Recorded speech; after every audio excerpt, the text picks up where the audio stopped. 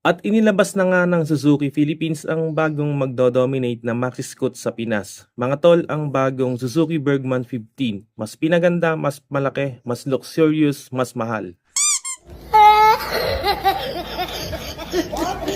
Okay mga tol, mabibili mo na nga ang pinakahihintay mong Bergman 15 sa halagang 165,000 pesos. Pero ang tanong, sulit ba? Una sa makina ay gumagamit ito ng 149.3cc liquid-cooled single overhead cam 2 valves fuel-injected engine na may lakas na 14.2 horsepower at 8,500 RPM at max torque na 14.2 Nm at 6,500 RPM. At equip ito ng engine auto stop start at naka-silent start na din. Pagdating sa fuel mileage, kaya nitong maabot ang 43.6 kilometers per liter. Base yan mga tol sa claim ng Suzuki at samahan mo pa ng 8 liters fuel capacity. Pagdating naman sa looks, meron nga itong unique design lalo na sa front end. Meron siyang malaking dalawang headlight design at may pangatlo pa sa middle part na tila mo third eye. Ang unique, di ba? Napaka-elegante at napaka-luxury talaga. So LED na nga mga tol ang ginamit dito, then naka-integrated ang kanyang signal lights. Sa likurang bahagi naman, very unique din ang design at nakahiwalay naman ang kanyang signal light dito. Pero ang maganda, LED na rin lahat ng ilaw dito sa likod.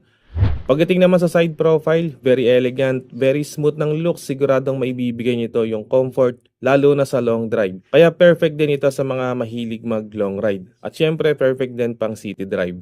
Pagdating sa panel mga tol, hindi rin ito magpapahuli dahil naka full color TFT display na rin ito, no? At may phone connectivity, turn-by-turn navigation, tire pressure monitoring, etc. So talagang kaya natin maipagsabayan sa mga kakumpetensya niya. So yan ang itsura ng cockpit mga tol, napaka-premium at napaka-elegante. Pagdating naman sa ignition switch, naka smart key system at para sa utility features, meron itong glove box at may USB Type-C charging port. And not one but two charging ports, isa sa glove box at isa sa ilalim ng upuan. So magagamit naman ito ng OBR mo. Seat design naman mga tol, very premium, malapad, siguradong komportabling upuan. At dito sa kanyang grab bar, top box ready na to mga tol. Box na lang ang bibilhin mo. Hindi mo na kailangan ng bracket dahil ito na yung mismong magiging bracket niya. No? So doon pa lang, sulit na rin. Ano? Pagdating naman sa mga suspension, naka-telescopic naman ito sa harap at dual shock naman sa likod with sub-tank na yan.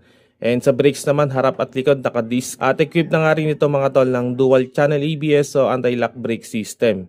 At syempre, meron na rin itong TCS or traction control system. Usapang gulong mga tol, pagdating sa size ng gulong, hindi na ito yung sinasabi ng iba na Johnny Bravo, no? Dahil naka-rim 14 na ang size nito, harap at likod. So pareho sila ng size. Sa harap nga ay may sukat itong 110/80 rim 14 at 130/70 rim 14 naman sa likod. Pagdating naman sa seat height, may sukat itong 760mm at sa ground clearance ay 135mm. At pagdating sa timbang, may bigat naman itong 150kg.